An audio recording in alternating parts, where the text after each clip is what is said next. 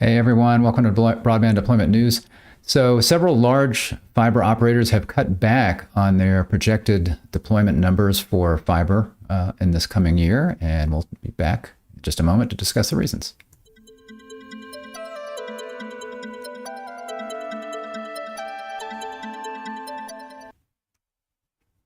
Thanks for joining me, Rick Uzzi here with Broadband Deployment News. So a couple of announcements recently from some providers. This was a specific one to Lumen right here.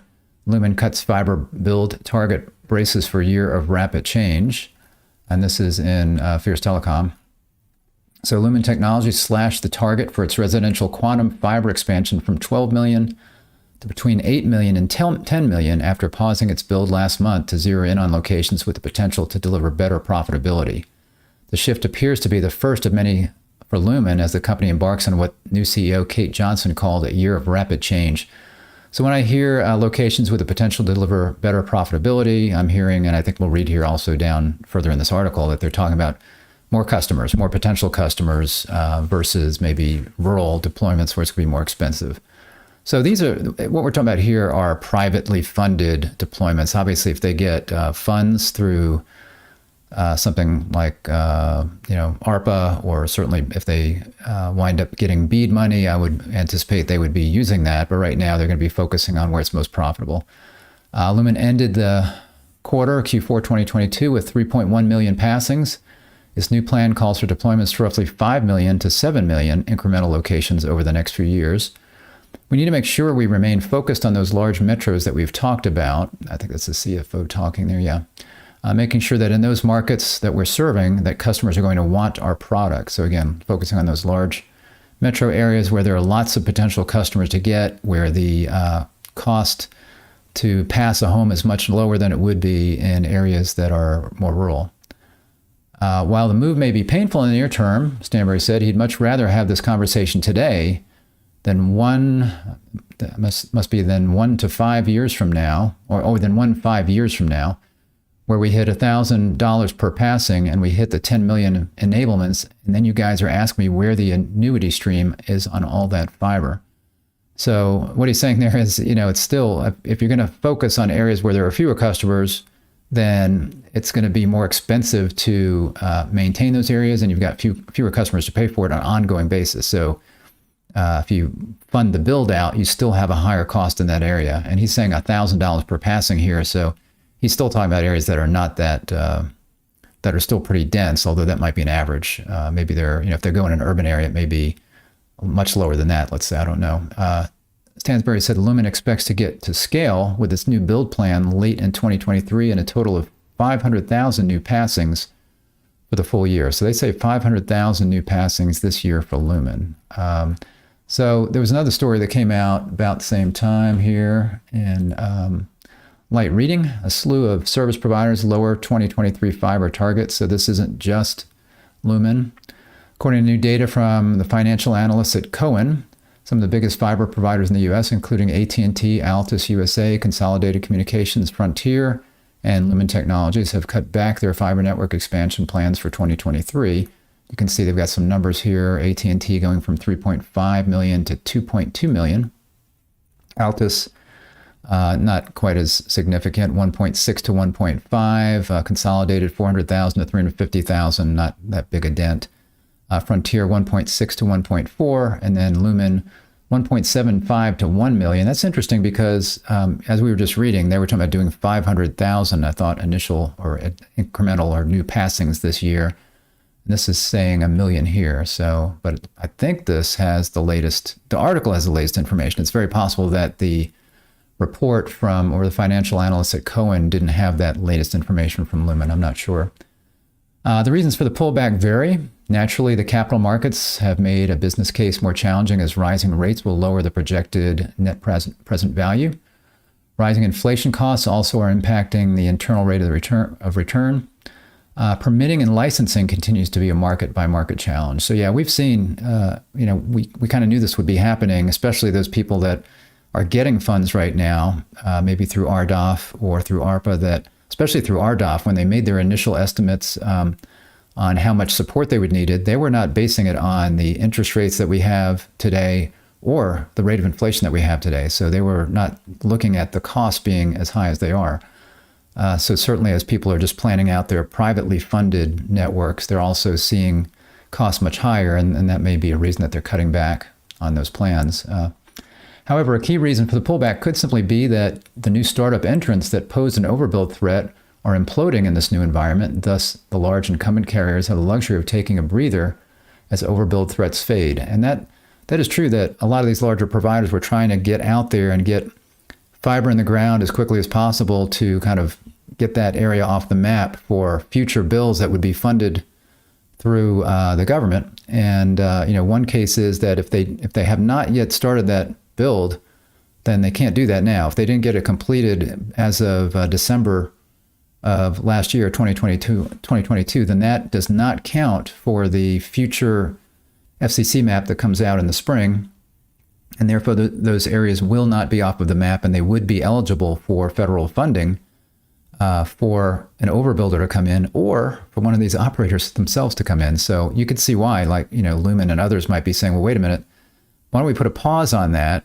Because anything that we start to build is not going to be counted as served, even if we have the plans laid and we start digging, we start trenching and all of that. It's not going to matter. So they may be waiting and seeing if they can maybe get some funding for that. And also, as it mentions here, a lot of these folks that were planning on overbuilding, if they're not going to get federal funds, they may be pulling back on that as well, because of the fact that costs have risen so much, and the cost of money itself has gone up as well.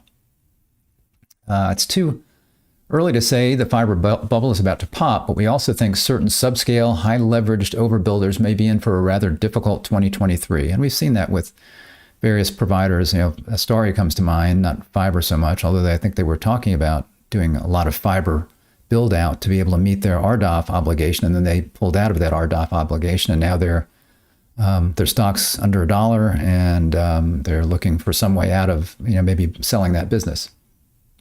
Let's see. They argued that AT&T and Lumen have clearly stepped back from their early 2023 build-out plans, and that Frontier, Windstream, Brightspeed, and Consolidated have hinted at similar plans.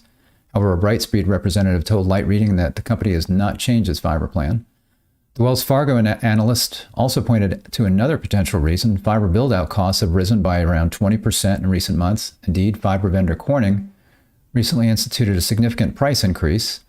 They also noted that some markets have grown frothy, specifically pointing to Mesa, Arizona, where there are 6 different companies promising fiber networks. So out of those 6 different companies, it's probably not going to happen. If there really are 6, there's probably not going to be 6 that are going to be deploying there.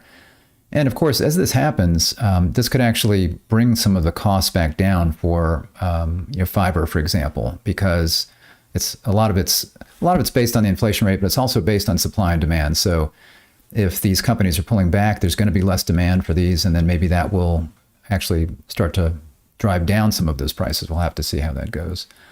AT&T CEO John Stankey said the company plans to construct 2 million to 2.5 million fiber locations per year, which is well below initial targets of 3.5 million to 4 million per year. And I was reading somewhere else that analysts recently have been recommending that they start really getting rid of the wireline business at AT&T and focusing on their mobile business.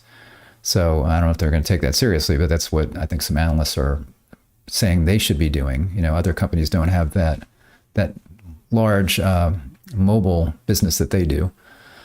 Lumen's new CEO, Kate Johnson, officially confirmed a pause in the company's fiber expansion. Similarly, Altice is messaging a cut to their target of 1.6 million locations, specifically noting that permitting continues to be a challenge. So that's where they are maybe trying to get access to poles and other rights of way or infrastructure that they need to get from some other incumbent there. So that's a challenge. And I know certain local governments have been trying, and states have been trying to mitigate that, but I think that's still a challenge for some.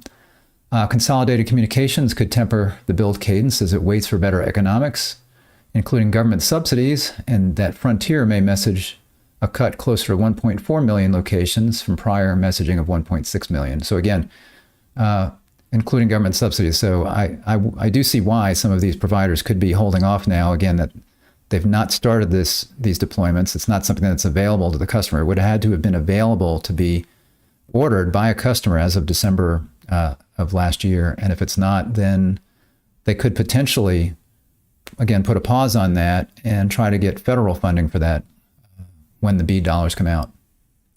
Despite a potentially slower than expected build-out pace in 2023, analysts say there is still a reason for optimism. For example, research and consulting firm Deloro Group recently predicted sustained broadband spending globally through 2027, partly driven by deployments in North America. The analysts at Cohen also stressed that long-term build plans are still largely intact, though may be delayed by a year in some cases. 2025 targets may become 2026 targets. I do see a lot of that related to these factors of inflation, the cost of capital, and then also, again, waiting on BEAD money that could be applied to these builds rather than going out there now and doing it with privately funded, well, completely privately funded.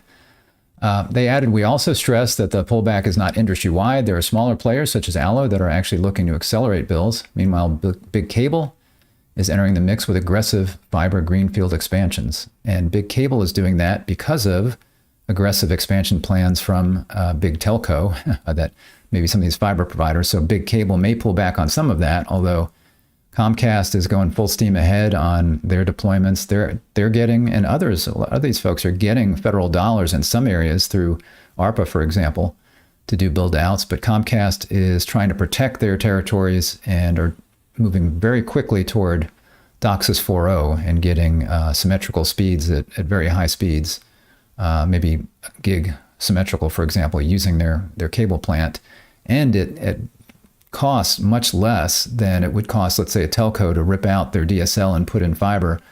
You know, somebody like Comcast can do that for maybe $200 a home as they upgrade their plant. And most analysts continue to point to massive government subsidies poised to flood into the U.S. broadband market, likely starting in earnest next year. So yeah, so sometime 2024, maybe even late this year, if a state has got its act together, when they find out how much money they exactly have, and they've kind of got their 5-year plan working, maybe some money will be released this year to some states that have their act together prior to the end of this year. So we'll have to see.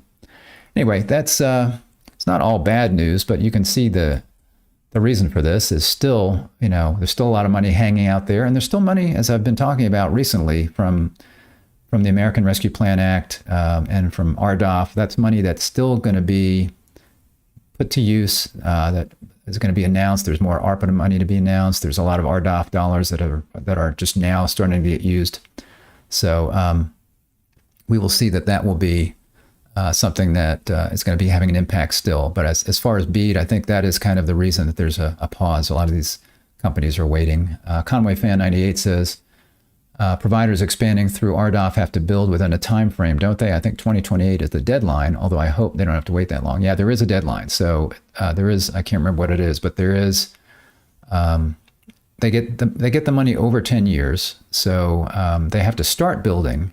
They don't have to complete the builds. I think they have to complete the builds by 5 years, if I remember. So there are certain benchmarks that they have to hit in maybe the second year, maybe it's the third year, the fourth year, and the fifth year, that they have to hit certain benchmarks. And I think by the fifth year, maybe being completely done, if I remember. And then they get that money over 10 years. So yeah, depending on when they get the money, some, those announcements have varied as to when it's come. But yeah, that's a good question there. They do have to at least start it and hit certain benchmarks getting RDOF. So you won't have to wait. Depending on when they get it, you won't have to wait 10 years, but it might be as long as 5 years before maybe your area is reached. So, all right. Well, thanks for joining me. I appreciate it on this Friday. I hope this was helpful for you. If so, if you would just give me a like on the video, I'd appreciate it. And if you're not subscribed, click the subscribe button, click the bell to be notified when I'm live. Thanks a lot, and I will see you next time for Broadband Deployment News. Take care.